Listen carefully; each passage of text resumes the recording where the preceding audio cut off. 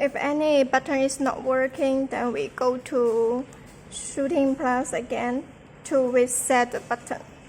Because if it's not working, it may be because the preset button is not on the right position.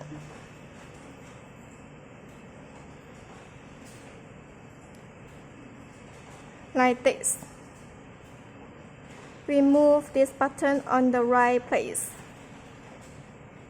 and choose Save. For example, this button without a preset button, then we can create a new button from this. And you can press any button on the gamepad to create a button. I create a B and now it displays here. So I can move it to this place.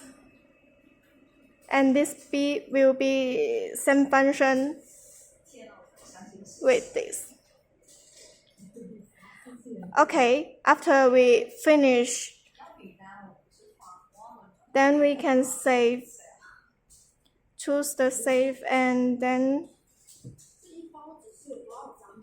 go to the games again. You see,